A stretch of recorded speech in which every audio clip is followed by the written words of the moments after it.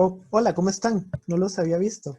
Estaba diseñando el circuito eléctrico de una cámara de ionización. ¿Les interesa saber cómo funciona?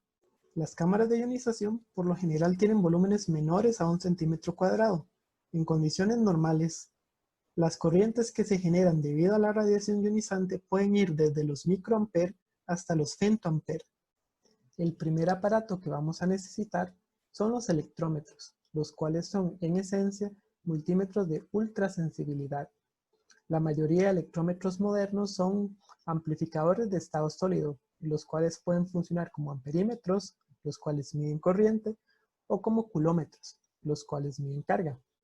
Otra cosa que vamos a necesitar es una fuente de alta tensión, capaz de generar voltajes de hasta 500 volts para cámaras de ionización de cavidad e incluso poder generar 5000 volts para cámaras de ionización de aire libre.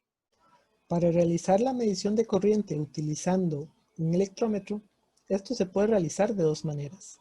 La primera es utilizando una resistencia. La corriente circula a través de la resistencia y esta se puede determinar utilizando la ley de Ohm, midiendo la diferencia potencial en sus dos terminales.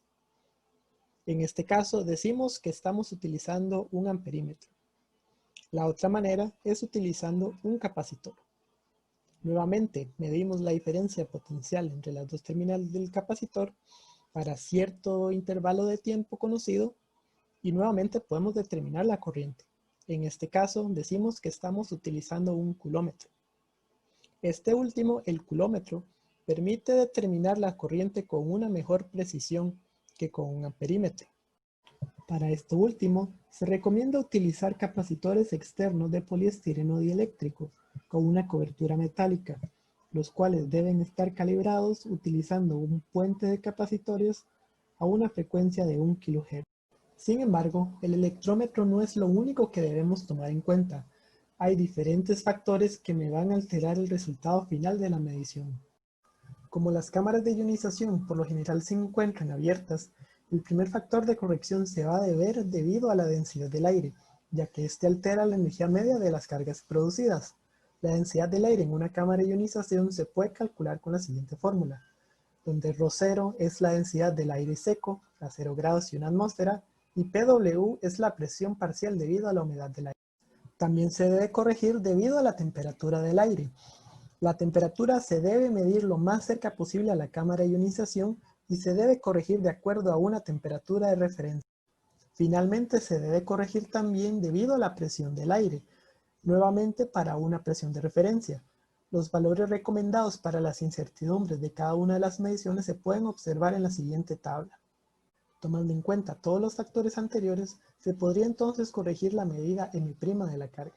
También se podrían tomar en cuenta efectos debido a la humedad, pero por lo general son muy pequeños y se desprecian.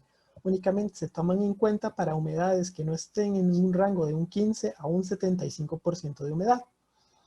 Este factor de corrección se podría obtener de la siguiente gráfica y también se podrían tomar en cuenta efectos debido a la polaridad de la fuente. Finalmente tenemos recombinación. En una cámara de ionización, la carga recolectada siempre va a ser menor que la carga total producida. Esto porque algunos de los iones, electrones y iones positivos se van a recombinar entre sí antes de que puedan llegar al electrodo.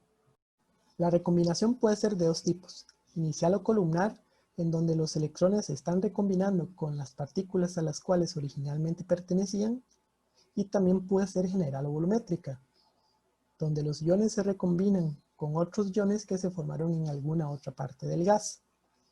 Si no está ocurriendo recombinaciones en la cámara de ionización, se dice que la cámara está en saturación. La saturación va a ser imposible de conseguir. Sin embargo, podemos disminuir la cantidad de recombinaciones que ocurren al aumentar el voltaje. Pero si se aumenta demasiado el voltaje, se corre el riesgo de entrar a la región proporcional, en donde los electrones primarios van a tener suficiente energía como para ionizar el gas nuevamente y producir electrones secundarios. Los efectos de la recombinación se pueden corregir utilizando el método de los dos voltajes. Ya estamos listos entonces para medir la carga que se produce en una cámara de ionización y realizar correcciones debido a diversos factores. Lo único que nos faltaría para poder utilizarlas sería control de calidad. lo cual estaremos viendo la próxima semana. Muchas gracias.